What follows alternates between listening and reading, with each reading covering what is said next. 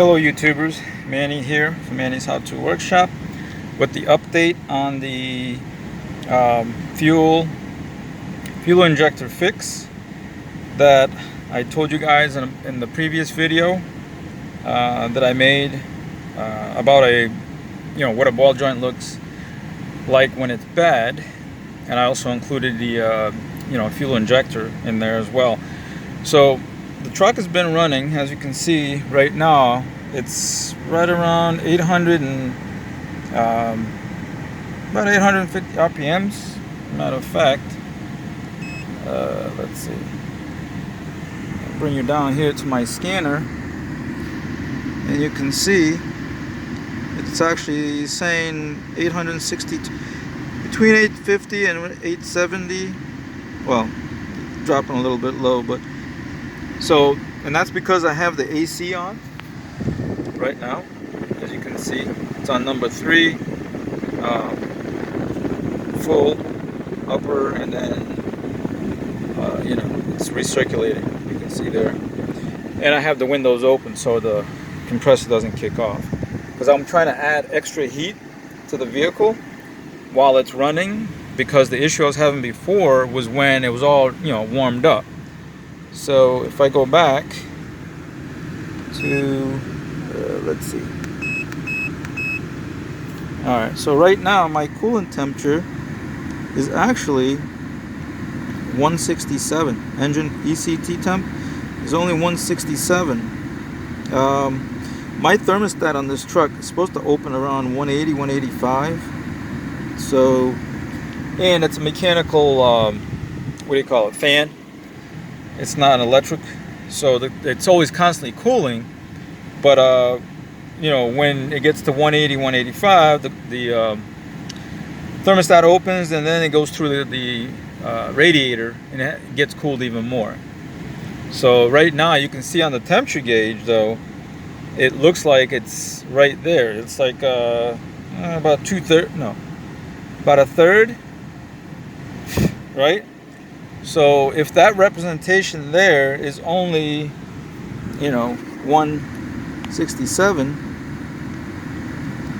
then that means that when it gets to about halfway is when the thermostat will open. And usually you can see when that happens. You'll see the gauge go up a little, and then if you're watching it, it'll come right back down as soon as the thermostat opens up. But so far it's been running. It started around 4:35 is when I started the truck to run it. So it's been running for 30 minutes. Right now, 32 minutes. And so far, it hasn't dropped down to 500 RPMs. And let's see, if we go back.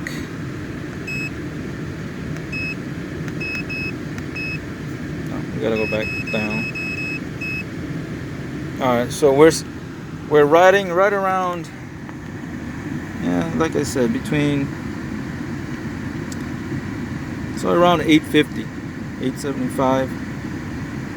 And I think in these older vehicles, of course, this, talk to the computer, by time it sends the information, it's not going to be, like really accurate like the newer systems, the Snap-on. So let's go outside and take a listen to how she sounds. I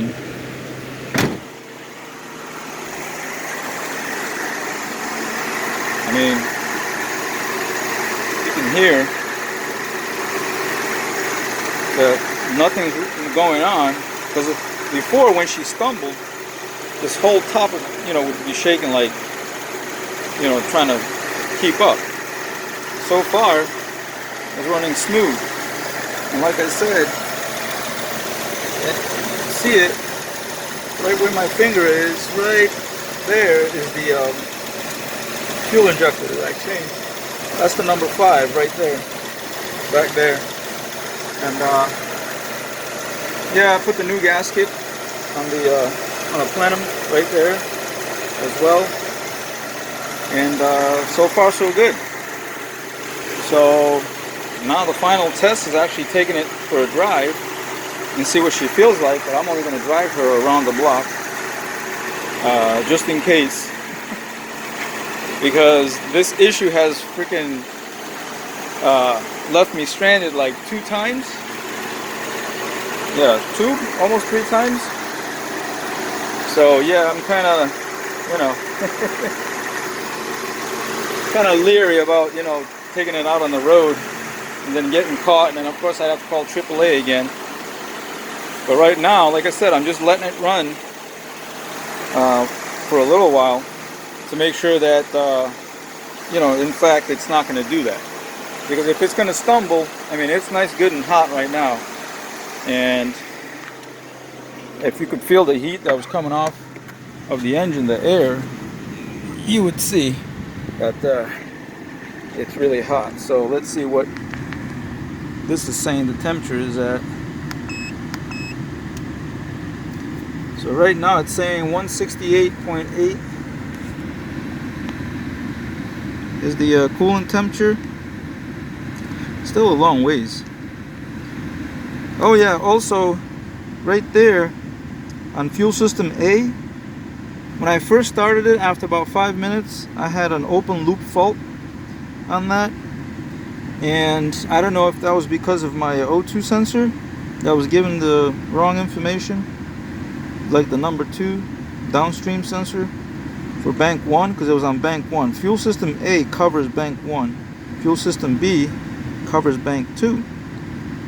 And I noticed that my, let me see if I can get it, let's go back the other way.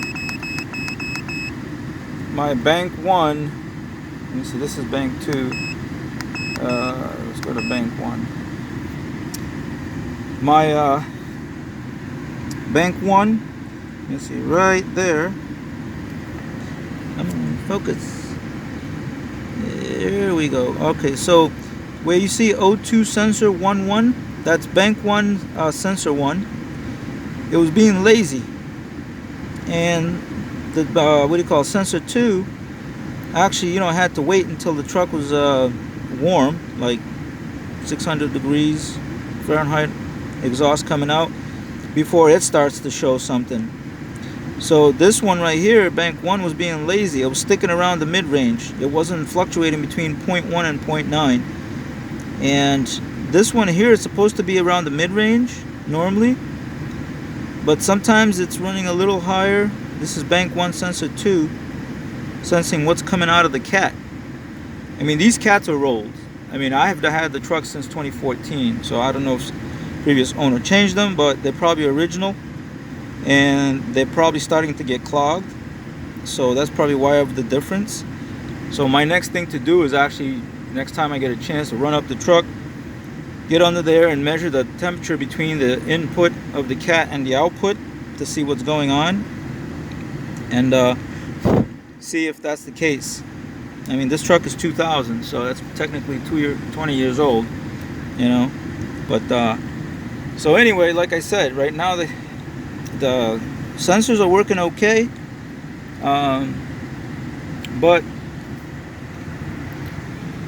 like I said, everything else is still showing. Oh, and then the ABS, I believe once I start driving it, the ABS light will probably go out, since I replaced the sensor on the left front wheel. And if not, I'll have to figure out another way to reset the ABS light, because that's what it was for before, you know. It wasn't for anything else, any other kind of problem that I was having.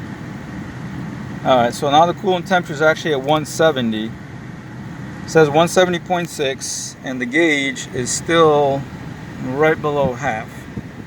And that's with the AC on. Okay, and yeah, 170.6. I mean, it's climbing steadily, slowly, but and you can see that both now the fuel systems are in closed loop. And then there's my short term right there. And let's see. RPMs are still on the same range. Yeah. Map inches HG is 10. right there. Let's see if this will focus. Come on, there you go. Map is 10. 10 is like around 23 to 24 inches of vacuum, I found out. Because before, when it was registering 7.98, I actually measured the plenum vacuum and it was like 22 inches of vacuum. But